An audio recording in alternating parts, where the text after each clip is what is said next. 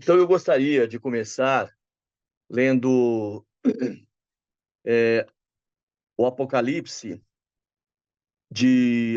capítulo 1, verso 4 a 5, que diz assim: João, às 7 igrejas que estão na Ásia, graça e paz seja convosco, da parte daquele que é, que era, que há de vir, e da dos 7 espíritos que estão diante do seu trono, e da parte de Jesus Cristo, o primogênito dentre os Ei, mortos e o príncipe dos reis da terra, aquele que nos amou e em seu sangue nos lavou dos nossos pecados. Nós observamos que quem conhece depois, não dá para a gente apresentar aqui, mas quem quiser depois, pega um mapa e coloca 7 igrejas da Ásia Menor, 7 igrejas de Apocalipse, você vai ver uma coisa interessante. Vocês verão que as igrejas começam em Éfeso, aí depois vem Esmirna, e aí elas vão seguindo, uma após outra, até Laodiceia. E você vê que é um sentido horário. Aquilo ali fala da profecia para mostrar o relógio de Deus no tempo profético. Apesar de serem históricas as igrejas, ela mostra o tempo profético de Deus de cada igreja. E cada igreja, ela identifica um período, ela identifica um lapso na história, né? Ela observa aqui que igreja A vai até de A de YX. É um período que é vivenciado na história. E que lugar da história nós estamos? Todo mundo conhece, já viu falar daquela estátua que Nabucodonosor viu naquela visão no livro de Daniel, que tinha cabeça de ouro, que era o Império Babilônico, peitos e braços de prata, que era o Império Medo-Persa, o ventre e os quadris de bronze, que era o Greco-Macedônico, e por fim tinham as pernas de ferro, que era o Império Romano, que ia até os pés, que já eram ferro e barro, já era uma liga que não era muito firme ali. Até que a pedra vem e corta e derruba todos os governos, mostrando o governo mundial dali do Senhor Jesus, que é o milênio, né? Mas aquilo ali, onde nós estamos hoje? Nós estamos aqui nesses pés de ferro e barro, que está fragmentado isso. E nesse período começa o quê? Começou ali das pernas de ferro, que era o Império Romano, e está hoje, né, desse império fragmentado. De lá para cá foi trazido, então, nesse período estão as 7 igrejas da Ásia. E ela começa com a igreja de Éfeso, que foi a primeira igreja. O que era a igreja de Éfeso? A palavra Éfeso, ela significa aceitável. Eu dei uma corridinha aqui que é bastante coisa, por isso, tá, irmãos? A palavra Éfeso significa aceitável, agradável, desejável. Era a igreja apostólica. Ela começa ali nos anos 30, quando Jesus começa a pregar, começa o ministério do Senhor Jesus, e ela vai até o ano mais ou menos 68, um pouquinho antes do ano 70, que foi quando o imperador Tito ele cerca a cidade de Jerusalém e destrói todos os judeus que estavam ali. Então, os que escaparam fazem ali a diáspora, né? Levando o evangelho para outros lugares. Então, era a igreja do batismo com o Espírito Santo, é a igreja que viveu o Pentecostes, que estavam ali quando o Espírito Santo foi derramado como línguas de fogo. Então, era essa igreja, começou ali essa igreja. E eles começaram a ter várias lutas. E ali começou o trabalho de evangelização.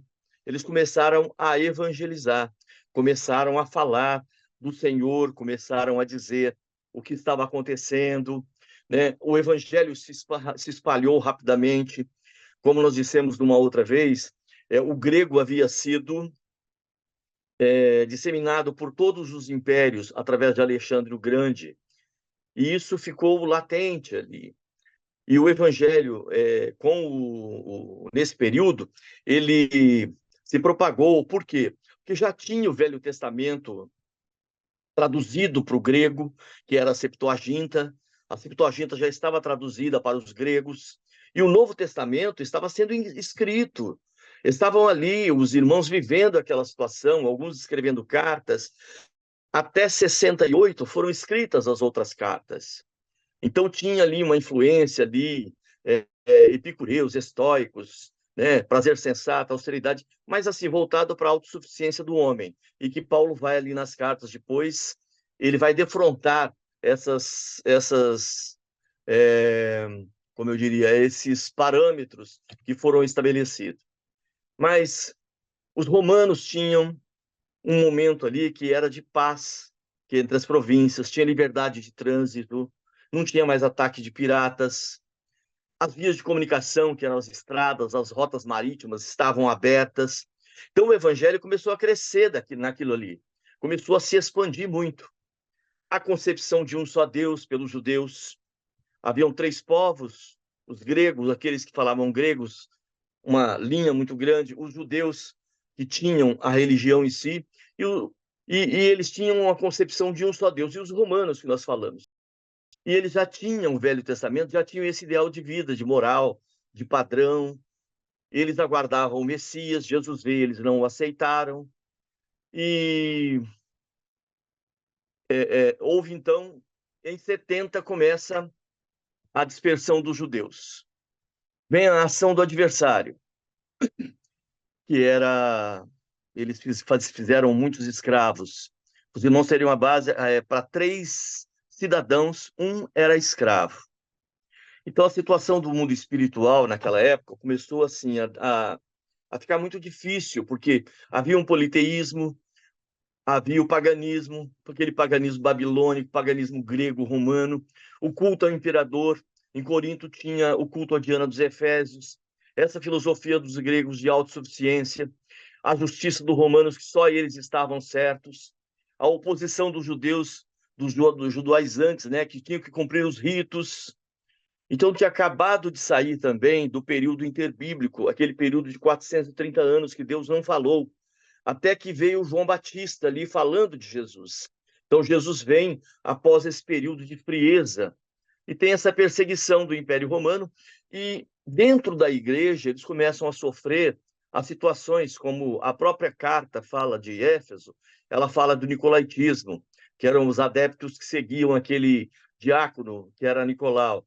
Ele era prosélito de Antioquia e era um dos 7 diáconos que foi levantado. Ele não era judeu, né? Por isso é prosélito aqui. Ele desviou-se do evangelho e ele cometia os mesmos erros dos balamitas, de ensinar a usar coisas sacrificadas, prostituição, adultério.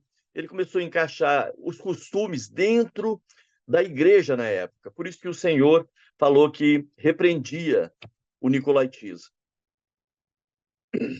Terminando esse período da igreja, perdão, eu esqueci de passar a falar para os irmãos aqui o período de Éfeso. O Éfeso, sim, falei que é de 30 a 68, não foi isso? Eu comentei em Éfeso. Esmirna, ela entra um pouquinho antes que os irmãos começam a sofrer. Antes de 68, que é onde foi a igreja de Éfeso, em 64 começa a Esmirna. Em 70, nós já temos a diáspora. Por quê? O imperador Tito ele cerca a cidade de Jerusalém, era uma festa, e os judeus tinham 3 festas que eles saíam de todas as regiões e iam festejar em Jerusalém. Era um mandamento do Senhor, da Bíblia, para eles. E numa dessas festas, eles estavam festejando o mandamento do Senhor ali, e o imperador Tito entra, eles fecham as portas e ele faz um cerco na cidade. E as pessoas começam a comer o couro dos cinturões, havia fome, até que por fim eles abrem e eles entram e há um massacre. Que a história conta que na canela dos cavalos tinha sangue de pessoas, porque a cidade estava muito cheia, não tinha comida para tanta gente. E eles mataram muita gente, alguns fugiram para outros países, e isso, de certa forma, também ajudou a propagar o evangelho, que eles foram para todos os países e levaram a palavra com isso. Mas Esmirna começa a era dos mártires, vem Estevão, tem Policarpo que morre. Policarpo, ele morre, ele era pastor de Esmirna ali, ele morre na fogueira. Dizem para ele assim: chame Policarpo, é só você dizer que o Senhor, que César é o Senhor. Era o culto ao imperador. E ele diz uma frase que todos conhecem, ele fala assim: há 86 anos, sirva Jesus como meu Salvador. Ele sempre foi fiel para comigo e não será nos meus últimos momentos que eu serei infiel para com ele. Jesus é Senhor. E ele morre na fogueira. por causa dessa frase. Ele não nega o Senhor. A característica da igreja, nós vemos ali os irmãos sendo mortos. Os irmãos viram Catacumbas de Roma, quem leu, quem viu aquela situação. Mas a característica da igreja era de tribulação. Então, essa era dos mártires ali. Muita gente morreu nas arenas, nas cruzes, nas fogueiras. Os irmãos das arenas já eram jogadas famílias inteiras nas arenas. Os irmãos colocavam seus filhos na frente para que os leões comessem primeiro os seus filhos, porque depois que os leões matavam a fome, eles começavam a brincar com as pessoas, mordiam, arrancavam pedaços, pernas, braços e assim por diante. Então, os irmãos faziam isso por misericórdia aos seus filhos. Mas o interessante é que os irmãos morriam dessa forma ali e cantando louvores ao Senhor. E as pessoas que estavam na arquibancada, elas olhavam aquilo e diziam: o que é isso? O porquê que eles estão cantando? Tem alguma coisa muito importante nisso. E havia mais conversões do que aqueles que morriam nas arenas. E a igreja crescia por causa disso. E aí os irmãos começaram a se esconder. Aí veio aquele desenho do peixe. Lembram que eles desenhavam o peixe para que identificaram um outro irmão? Que era a palavra ictus, né? Ictus, que em grego era a inicial de Jesus Cristo, Filho do Deus Salvador. Então eles estavam conversando, um pegava uma varinha, fazia uma parte de cima do peixe, se o outro era evangélico, ele vinha, fazia a parte de baixo, fechava o peixe, e aí se cumprimentava: a paz do Senhor, meu irmão, e começavam a falar do Senhor. Era maravilhoso isso, eles se escondiam porque estavam todos morrendo ali. Em Esmirna, o Senhor fala o seguinte: que haveria uma onda de 10 perseguições, uma tribulação de 10 dias. E nós vemos que isso se segue ali, através de Nero. Nero toca fogo em Roma e diz que foram os judeus que fizeram isso. Paulo morre decapitado nesse período de Nero. Depois vem Domiciano, Trajano, Marco Aurélio, Severo, Maximiano, Décio, Valeriano, Aureliano e Diocleciano, que são os 10 imperadores que seguiram e que correram para prejudicar os judeus em tudo, matando, colocando. Chegou uma época que disseram que não tinha mais madeira para crucificar os judeus. Esse foi o sofrimento dos irmãos. Passado esse período, irmãos, veio a igreja de Pérgamo, a terceira igreja. A palavra Pérgamo, ela pode ter vários significados, mas entre os significados, ela tem um que digamos, casamento, e pé é ao redor. Então, é um casamento com aquilo que está em volta. É um casamento pervertido. Eles transferiram o paganismo babilônico para o cristianismo romano, que era idólatra. Eles começam, então, a era de Constantino. Constantino foi aquele imperador que teve aquela visão da cruz.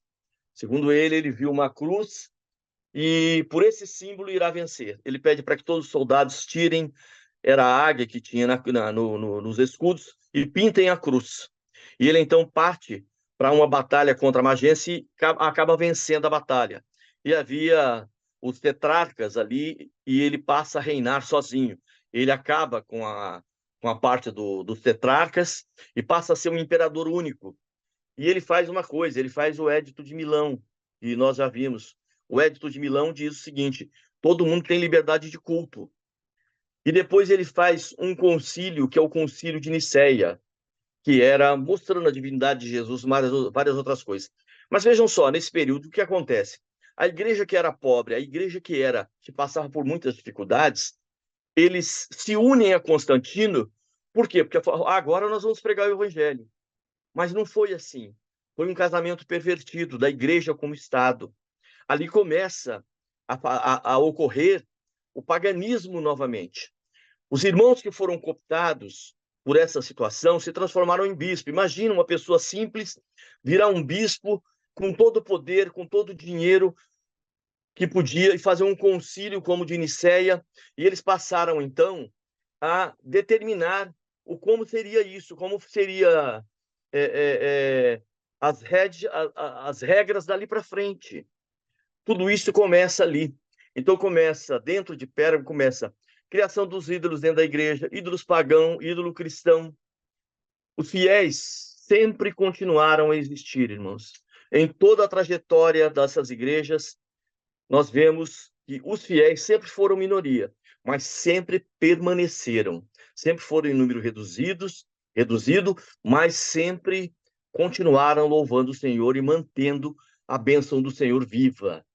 Então começaram a adoração a mártires, transformar em santos. Maria virou rainha do céu. As relíquias eram mais importantes, as imagens.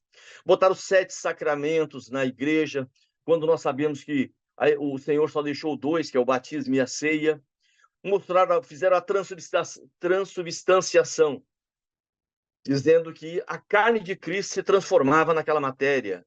A regeneração, o batismo o batismo faz o cristão, e nós sabemos que não é verdade, que é a conversão. A água benta, o uso do incenso, o indulto papal, que perdoava pecados, um salvo-conduto para a salvação. Aquela confissão auricular, que o camarada chegava para o padre e falou: olha, queria me rebelar contra o Papa. O padre contava para o bispo para o Papa, que no dia seguinte aquele camarada estava preso. A simonia, que era a venda de cargos sagrados. Então, uma pessoa queria crescer, ele comprava um cargo. O purgatório que começa a vir, a missa, os conventos. O objetivo era angariar fundos. Eu não estou falando mal de nenhuma igreja, estou falando só dos fatos históricos, ok, irmãos? E os nomes que se destacaram nisso. Jerônimo, né, ele deu ênfase às tradições no lugar da Bíblia. A Vulgata Latina, que eu já disse que já estava traduzida, eles acrescentaram, né, traduziram para o grego, do grego para o latim, e acrescentaram livros apócrifos. Agostinho, que era monge, professor, ele monopoliza o ensino da Bíblia dentro do pensamento do interesse da igreja. Só esses pontos aí. Então, fala da doutrina de Balaão, que a própria carta fala sobre isso. Era ganhar os valores materiais. É o nicolaítismo, né, atuando fortemente, aquele governo eclesiástico nos moldes do Velho Testamento lá. Ele começa a fazer desta forma, e nós vemos que a igreja ela começa a se denegrir. Ela vai caindo, caindo cada vez mais. Logo depois vem a igreja de Tiatira. A palavra Tiatira significa amiga das aves. Os irmãos lembram daquela parábola das aves do céu, que falava dos espíritos malignos? É exatamente isso. É a igreja papal. Ela vai de 590 até 31 de outubro. Eu acredito que eu não falei de Pérgamo, que vai de 312 até 590 depois de Cristo. Aí Tiatira vai até 31 de outubro de 1517, que é quando acontece a reforma. E o islamismo acontece em 570, tem as cruzadas para, segundo, né, o que nós aprendemos, libertar os lugares sagrados, não eram isso? Que é uma grande mentira, matavam um monte de pessoas que ali estavam.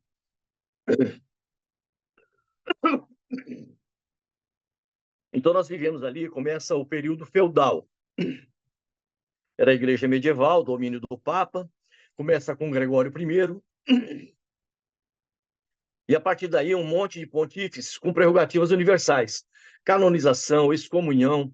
Então nós começamos a ver ali os títulos do Papa, pai de todos, cabeça da igreja, vice-gerente de Deus, quarta pessoa da Trindade. Nossa, nós vemos absurdos ali. Então logo depois disso, aí começam os excessos, mesmo em Tiatira, já começam então os movimentos que começaram a se levantar contra o Papa. E aqui começa o trabalho dos pré-reformadores. O grande cisma, na França, Filipe, o Belo, na Inglaterra, Eduardo I, na Alemanha, Henrique IV, que vai apoiar lá na frente Lutero. Eles começam a se levantar para criticar a Igreja Católica e aquilo que estava acontecendo. Porque se o rei fosse excomungado, ele não podia ser mais rei. Então o rei dava muito dinheiro para as igrejas na época. O rei e a igreja viviam juntos. Então Tiatira era o material dominando o espiritual. e foi um reinado de quase 1000 anos. Foi chamado de o milênio em confronto com o milênio que virá do Senhor, o milênio da igreja, o milênio da igreja humana. Era este milênio que estava sendo feito. Nós vemos ali a figura de Tetzel, né, vendendo indulgência. Ele fala, tão depressa o dinheiro cai no cofre, depressa você chega aos céus. Ué, a salvação era no céu ou no cofre? Hoje existe grupos que fazem praticamente a mesma coisa. Jesus é o caminho, mas o pessoal cobra pedágio. Então nós vemos algumas coisas assim que são horrorosas. Logo depois vem a igreja de Sardes, que aí começa então a haver uma luz no fim do túnel. A igreja de Sardes é a igreja da Reforma Protestante do século XVI. Ela começa em 1170, vai até 1517.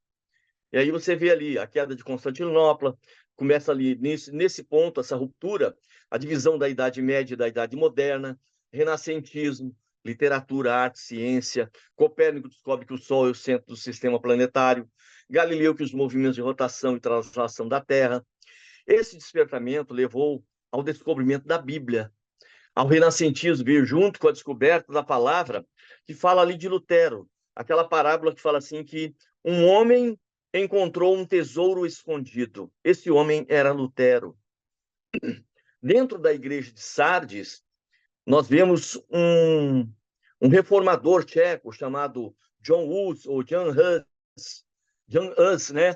Ele começou a pregar e ganhou notoriedade na sua pregação. E aí disseram para ele que se ele não se retratasse, ele morreria. E ele não se retratou. E foi levado também para a fogueira. E quando ele estava indo para a fogueira, ele disse: hoje vocês estão matando um ganso, porque Hus, na língua tcheca, era ganso. Mas daqui a 100 anos, vocês ouvirão um cisne cantar, e não poderão matá-lo, e nenhuma armadilha ou rede poderá segurá-lo. Ele morreu em 1415. Em 1517, 102 anos depois, Lutero afixou na Catedral de Wittenberg as suas 95 teses. E ele disse que ninguém conseguiria sobreviver, ninguém conseguiria matar Lutero. E a palavra mostra que Lutero foi esse homem que achou o tesouro, e ele morreu aos 62 anos de morte natural. Era um homem que morreu. A maior dificuldade do Papa era saber que ninguém conseguia pegar Lutero. Lutero, ele fazia tudo no convento, quando ele foi para o convento, irmãos. E todo o serviço que tinha, ele pegava mais. Não, passa isso para mim, passa isso. Ele achava que era pelo sacrifício que ele se redimiria diante de Deus. E um dia ele estava lavando as escadas e ele ouviu nitidamente o Senhor falar com ele: o justo viverá pela fé. Ele parou de lavar as escadas e disse: uai, se o justo vive pela fé, então todo o meu sacrifício é manual, é vão. Uai da minha parte, tá, irmãos? Ele não falou isso, com certeza, né? E aí, ele então começa a estudar isso daí, começa a estudar a palavra. Ele olha, ele vê uma coisa na palavra maravilhosa. Ele vê ali quando Ana, ela vai diante do sacerdote, e o sacerdote repreende ela. E ela diz que ela chegou com amargura de alma. E ela orando, quando ela sai, ela fala assim, e o seu coração já não era triste. E ele começa a olhar, como o coração dela já não era triste? O que ela encontrou ali? Essa palavra fez com que Lutero buscasse o Senhor. Nós vemos nesse período Jerônimo de Savonarola, foi queimado em Florença. Ele era um monge dominicano. Ele pregava contra o Papa. Hoje a igreja quer canonizá-lo. Brincadeira, né? As últimas obras eram as obras dos reformadores. Os reformadores, eles não tinham interesse em fundar uma outra igreja. Eles queriam reformar a igreja. Eles queriam que a igreja mudasse a forma de tratar as coisas, porque estava muito podre dentro da igreja. E aí Lutero vem e prega as suas 95 teses na Catedral de Wittenberg. Ele queria discutir aquilo. Das 95 teses, 4 teses se sobressaem, que era a supremacia da fé sobre as obras, o sacerdócio universal dos crentes, que só há um mediador, Jesus Cristo, o direito do livre exame das Escrituras e a supremacia da Bíblia sobre a tradição. É isso que ele encontra nesse tesouro escondido que Lutero viu ali. Depois vem a igreja de Filadélfia. Eu estou correndo, irmãos, porque é bastante coisa, mas eu queria que os irmãos entendessem a luta das igrejas. A igreja do avivalismo começa as missões evangélicas. A igreja profética começa a voltar a ser profética. Começa a ter o derramamento do Espírito Santo. Começa a ter a descoberta das ciências, dos inventos, desenvolvimento em revolução industrial, o preparo do mundo para a Declaração Universal dos Direitos do Homem, Direitos Humanos, queda da Bastilha, e muitos começaram a fugir das perseguições, eram resultantes até da Contra-Reforma. A colonização da América do Norte aconteceu com a Bíblia na mão. Eles começaram a pregar, a falar do Senhor. Eles começaram a dizer sobre a bênção do Senhor. E a reforma se consolida com os avivamentos na Rússia, na China, Índia, América do Sul. Começam missões estrangeiras, os morávios, batistas, Junta Missionária Americana, os avivalistas. Não vou entrar em detalhes, são muitos, tá? Surgem as igrejas tradicionais aí, a anglicana, presbiteriana, congregacional, batista, metodista, Assembleia de Deus, evangelista como Carlos Wesley, William Carey, Moody e vários outros começaram a surgir. E vem a ação do adversário. Começa também a surgir as outras seitas, o catecismo, os mormonismo, né? Os mormons, e começam a surgir essas obras paralelas, essas heresias. Os jesuítas começam a chegar também, começa a haver rivalidades políticas, o assédio do catolicismo e das seitas heréticas sobre os que estavam servindo ao Senhor. E, por fim, nós chegamos na última igreja, tá?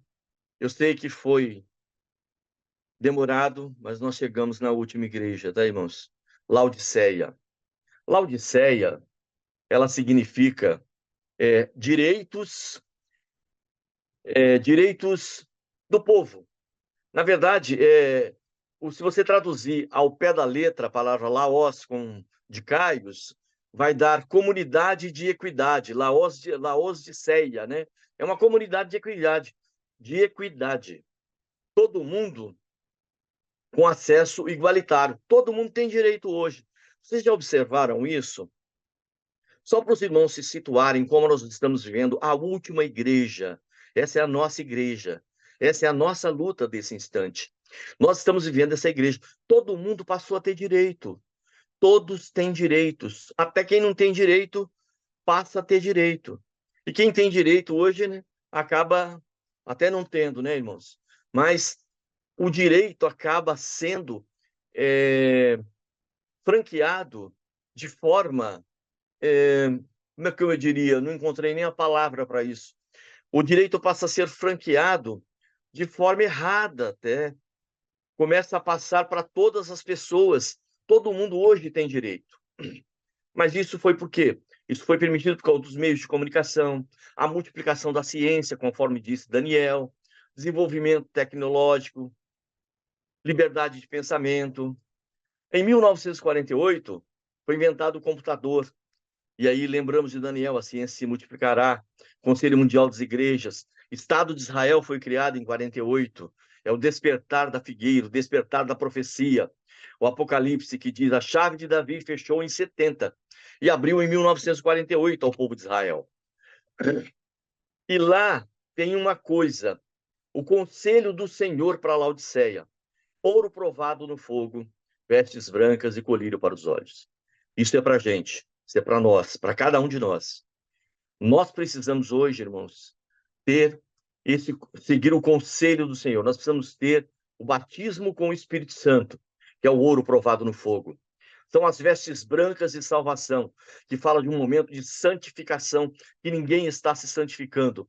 E as pessoas pensam que basta ser religioso sem se santificar, e a palavra diz que sem santificação ninguém verá a Deus, ninguém vai conseguir ver o Senhor se você não se santificar. Não adianta pertencer à igreja, você tem que se santificar. E colírio para os olhos, que é discernimento para este momento. Então, nós, como igreja de Laodiceia, precisamos viver o batismo com o Espírito Santo, precisamos ser santos e precisamos ter discernimento. Porque senão ele fala o quê? Vomitar-te-ei da minha boca, você vai ser expelido do corpo do Senhor Jesus. materialista que é a igreja dessa hora. O que ela diz? Na carta de Laodiceia, depois os irmãos leiam, ele fala assim: rico sou, estou enriquecida, não tenho falta de nada. Então, diz que não tem nada, não falta nada para ele. Mas a palavra diz assim, no apelo final ali da carta de Laodiceia: se alguém ouvir a voz, se alguém ouvir a obra estruturada, só a obra de Deus que pode tocar no coração do homem nessa hora. Só quem está ouvindo a revelação. Então, se alguém ouvir, entrarei em sua casa, falar da comunhão com o Senhor vai entrar no seu coração, cearei com ele, é uma comunhão profunda, e ele comigo, lá na eternidade, depois, quando o Senhor for embora, vai nos levar. Então, a nossa luta hoje, irmãos, é justamente lutar contra isso. E não há mais igrejas. Esse é o tempo profético e é o fim. Se os irmãos observarem, ele pega, logo em Éfeso, ele fala assim: quem que diz às igrejas? Fala assim: aquele que diz às igrejas, quem é? É aquele que conserva na mão direita as 7 estrelas. Em Esmirna, você vê quem diz às igrejas? O primeiro e o último. Em Pérgamo, quem diz às igrejas? Aquele que tem a espada afiada. Em Tiatira, quem diz às igrejas? O Filho de Deus, que tem os olhos como chama de fogo e os pés semelhantes ao bronze polido. Quem diz às igrejas em Sardes? Aquele que tem os 7 Espíritos de Deus. Filadélfia, quem diz às igrejas? O santo, o verdadeiro. Aquele que tem a chave de Davi, que abre e ninguém fechará, e que fecha e ninguém abrirá. E Laodiceia, quem é que diz às igrejas? Sabe quem diz, irmãos? Ele diz assim: quem diz às igrejas é o Amém. Sabe por que o Amém? Porque é o último. O Amém, você finaliza todas as coisas. Você fecha todas as coisas. Então, é o Amém. Então, nós precisamos daquelas 3 coisas que eu falei agora, que é o Espírito Santo, a santificação e o discernimento. Por quê? Nós estamos lutando hoje, irmãos, com um ministério que está em ruínas. A nossa luta hoje, sabe contra o quê? É contra aquilo que está sendo dito na carta de Laodiceia. É contra o desgraçado, o miserável, o cego, o pobre e o nu. Isso fala dos ministérios que estão vivendo nessa hora e estão pregando a palavra. O desgraçado é aquele que está desprovido da graça, ele não tem a graça de Deus. Ele não tem nada para falar da graça, do favor imerecido. Ele prega que você precisa pagar para você ir para o céu, que você precisa contribuir, sem isso você não vai para o céu. Ele não prega a graça, que a salvação é de graça. O miserável fala daquele que não tem nem para ele. Ele não tem nem a bênção do Senhor para ele, mas ele está falando para outros neste momento. Nós precisamos combater esses ministérios. O cego, quem é o cego neste momento? É um ministério que não tem profecia. Ele só enxerga aquilo que é material. Ele não enxerga o espiritual. Porque o que é espiritual é a profecia que aponta. A profecia sempre aponta o espiritual. Se ele é cego, ele não vê. É o ministério desta hora de Laodiceia. É o ministério do pobre. Ele tem para ele, mal tem para ele, mas ele não consegue ajudar ninguém. Ele não consegue falar para ninguém sobre salvação, sobre bênção do Senhor, explicar a palavra, falar que isso significa o que na palavra. Ele não consegue fazer isso. Por fim, nós temos esse ministério que está nu. Ele não tem vestes de salvação. Ele não tem nada, nem ele é salvo e nem pode falar para salvar os outros. É um cego guiando outro cego. E nós vemos essa situação. Então, a nossa luta hoje, irmãos, é para combater esse ministério. E para isso nós precisamos justamente do que nós falamos. Nós precisamos ser batizados com o Espírito Santo, ser santos diante do Senhor e ter discernimento para que a gente possa... Todos os irmãos venceram essas lutas. Essa luta é nossa, tá? Nós não podemos terceirizar ela. Essa luta é nossa e nós precisamos combater isso. Nós precisamos combater porque nós precisamos prevalecer para que possamos estar no grande dia do Senhor, estar no arrebatamento, que o Senhor vem buscar a sua igreja. Então nós precisamos estar na eternidade do Senhor através do arrebatamento. Que o Senhor nos abençoe, irmãos.